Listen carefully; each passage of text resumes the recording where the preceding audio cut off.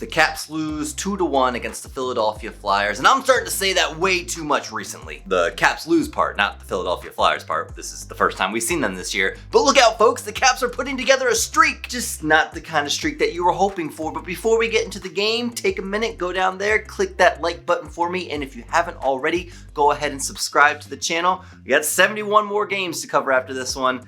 There's a lot more to talk about. The pattern that I'm starting to put together as a Caps fan this season is that the Caps, actually this dates back to last season, the Caps only put their greatest effort into a hockey game when they're losing. And this is why last year we saw the Caps give up so many leads late in the game, and we've seen that a couple times this year. And it's also why when the game is 0-0 through 2 periods or through half the game, the Caps just aren't playing with as much gusto as they could. And this game was prime, exhibit A, for the Caps not putting full effort into a game until they're losing. I mean, let's be real. Until the last 10 minutes of the game, the Caps just weren't really playing at all. And I understand the irony of me saying that the Caps aren't putting effort into a game when I have no hockey talent in my bones whatsoever, and I can only dream of ever being that good to play in the NHL, but watching, you can tell the Caps aren't putting full potential into the game. And let's be real, this game was a snooze fest for the first 30 minutes. There was not much going on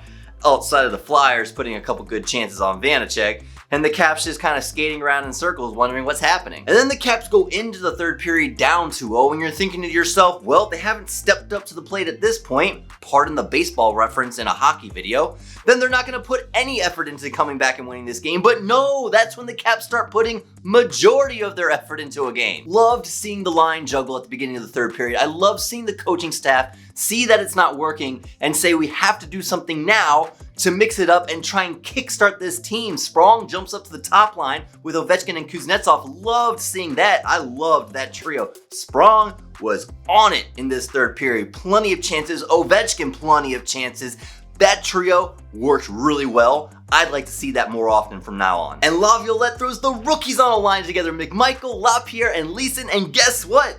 They're the line that actually get the Caps on the board first. What a great play by McMichael coming up the ice, and yeah, it might be a little bit of a lucky chip, but that's what you need in that time. You just need dudes driving to the net and smacking at pucks, and something's bound to fall in, and that's exactly what happens here. Leeson smacks at a puck, and it chips past Jones.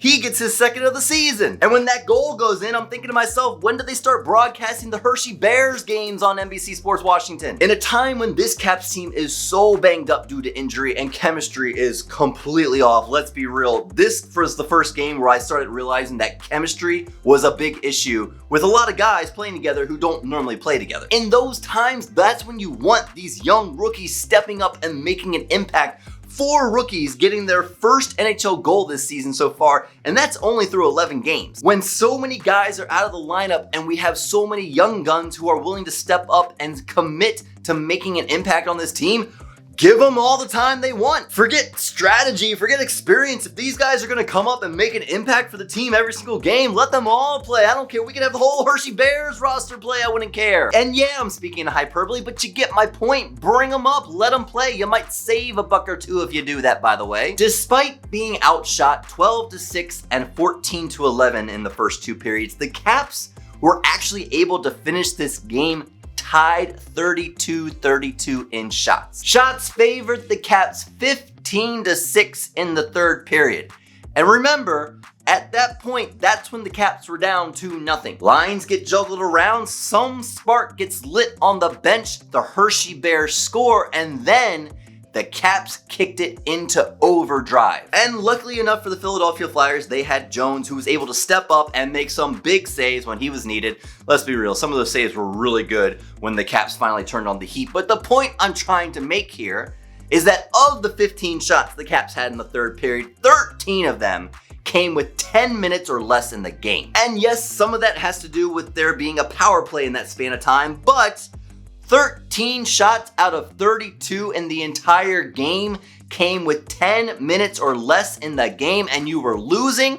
Why does it take that long for someone to say, hey guys, we need to start playing? It shouldn't take that long. I thought back in the first period when the Caps were on their first power play and Ovechkin has that fantastic back-checking play to prevent a shorthanded chance. I thought that was going to be the pivotal moment of the game, when the bench sees that, when you see your captain go full all-out skating backwards to prevent that chance and then send himself into the boards because he was skating so hard. Your bench sees that and they say, shoot, we gotta start doing something. We gotta put that much effort into the game. But that's not what happened. The Caps just stayed flat-footed the whole game. They're losing board battles the whole game. They're getting clogged up in the neutral zone the whole game. What is up with that, by the way? What is all this long stretch passing and dumping and chasing and losing the puck? It wasn't the Caps, and this is what's making me think that chemistry is starting to be a big issue with so many guys out of the lineup. But as we saw with the Hershey Bears goal, and as we saw late in the game, it takes guys in front of the net and guys smacking at rebounds to get goals past goaltenders these days.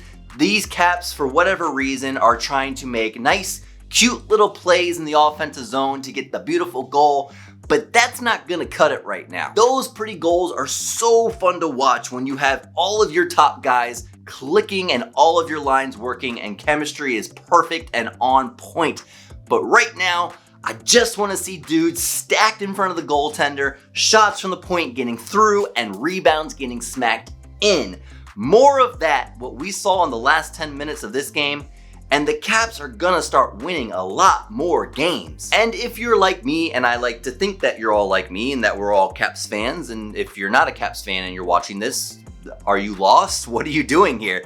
If you're like me, you don't care how beautiful the play is. All you care about at the end of the day is that the puck goes in the back of the net. Thanks for joining me on this episode. If you liked the video, smash that thumbs up button for me. And if you didn't like the video, just smash it anyway for, let's say, Craig and Locker's 25th anniversary in TV. That's just spectacular. And if you enjoyed your time here, go ahead and subscribe to the channel. We got 71 more games to cover, and I hope more of them are about wins and not losses. And as always, Caps fans, let's go Caps!